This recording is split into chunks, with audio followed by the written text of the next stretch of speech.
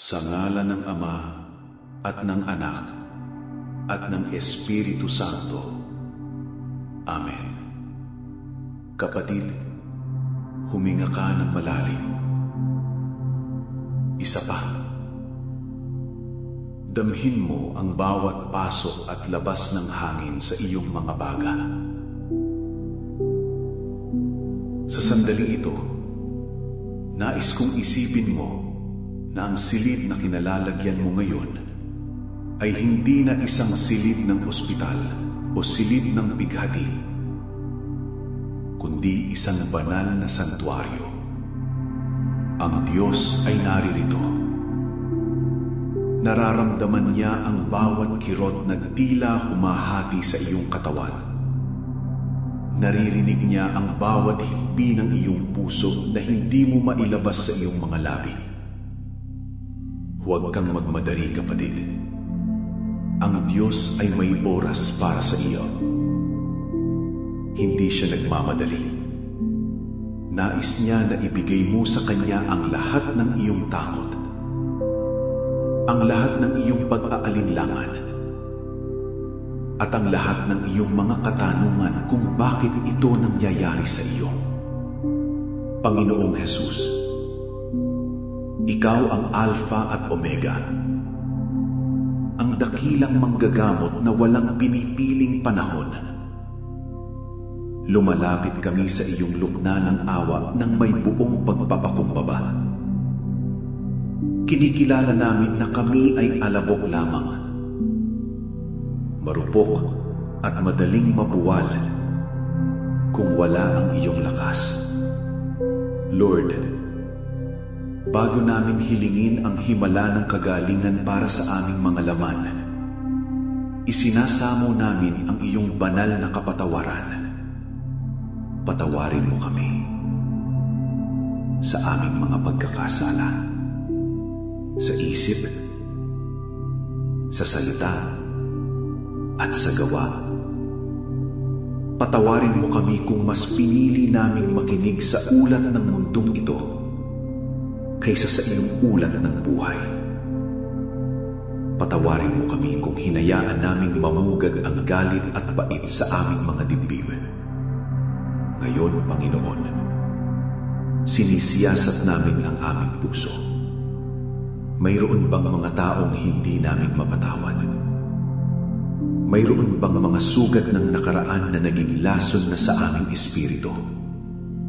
Sa iyong banal na pangalan, Jesus, pinipili naming magpatawad ngayon.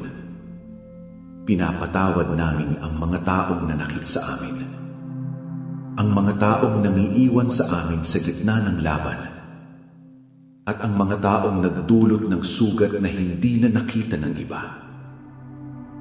Binibitawan na namin ang lason ng kapaitan. Hugasan mo kami, Lord, ng iyong banal na dugo. Gawin mong malinis ang aming konsyensya. Alisin mo ang anumang espiritual na hadlang na nagpipigil sa daloy ng iyong kapangyarihan. Tinatanggihan namin ang espiritu ng katakutan, ang takot sa diagnosis, ang takot sa kamatayan, ang takot sa kinabukasan ng aming pamilya. Pinalalayas namin ang takot na iyan sa pangalan ni Jesus, sapagkat ang iyong pag-ibig ay nagpapalayas ng lahat ng katakutan. I-relax mo ang buong katawan, mula sa aming noo, sa aming mga balikat, sa aming dibdib, hanggang sa dulo ng aming mga paa. Hayaan mong ang iyong banal na kapayapaan na lampas sa lahat ng pag-unawa ang siyang maghari sa aming buong pagkatao. Handa na kami, Panginoon. Kami ay malinis na siglanan na ngayon, handang tumanggap ng iyong dakilang haplos. Manatili ka sa amin, Jesus. Amen. Sa sandaling ito, Panginoong Jesus, Ipinapatong namin ang aming mga kamay sa espiritual na paraan sa bawat bahagi ng aming katawan na may karamdaman.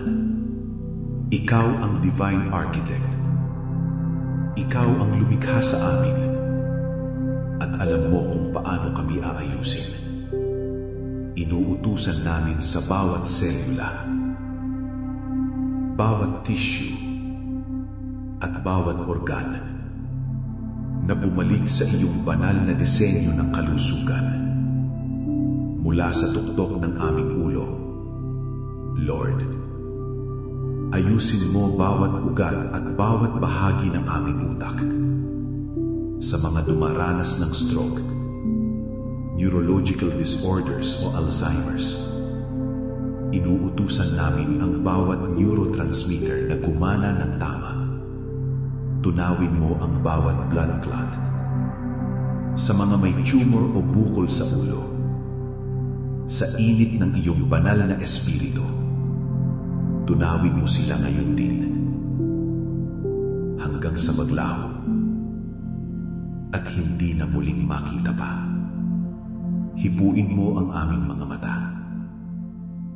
Ibinalik mo ang paningin sa bulag. Kaya ibalik mo ang linaw ng aming mga mata. Alisin ang katarata at glaucoma. Hipuin mo ang aming pandinig. Buksan ang mga saradong tainga. Bumaba ka sa aming mga baga. Ikaw ang nagbigay ng hininga kay Adan. Hingahin mo ng bagong buhay ang mga bagang ito. Alisin mo ang pneumonia, tuberculosis, asthma, at lahat ng bakas ng virus o cancer sa baga. Paluwagin mo ang paghinga namin, Lord. Hayaan na bawat hininga namin ay maging hininga ng iyong tagumpay.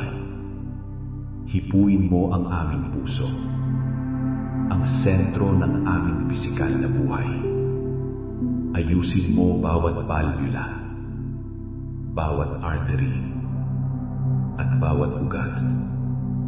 Linisin mo ang aming dugo mula sa kolesterol at anumang bara.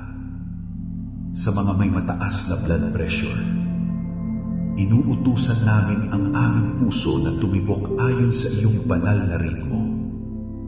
Linisin mo ang aming dugo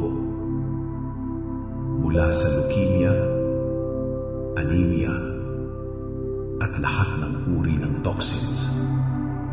Hayaan mong ang iyong banal na dugo ang magsilbing gamot na dumadaloy sa bawat ugat namin. Naglilinis at nagbibigay ng bagong lakas.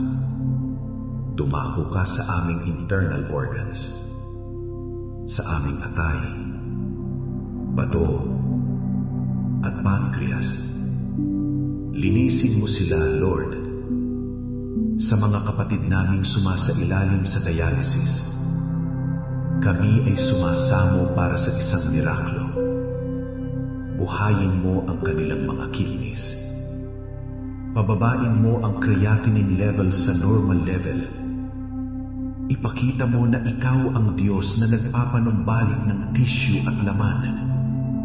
Sa mga may diabetes, ayusin mo ang pancreas para maging normal ang insulin at sugar levels. At laban sa espiritu ng cancer, kami ay tumitigang ng may autoridad.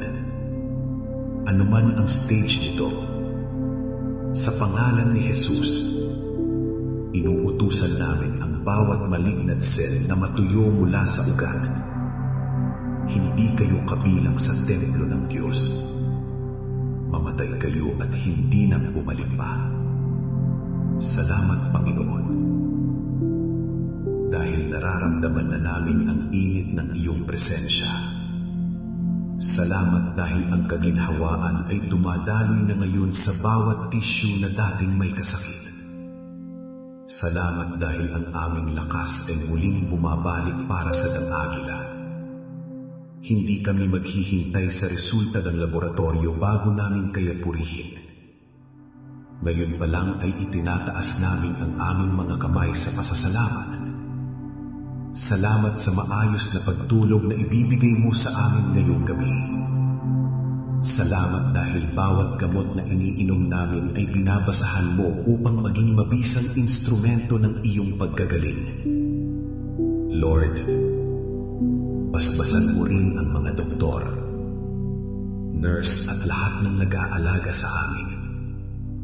Bigyan mo sila ng karunungan at malambot na puso.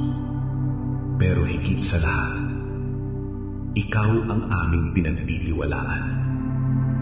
Hinihiling din namin ang iyong pagpapala sa pamilya ng aming kapatid.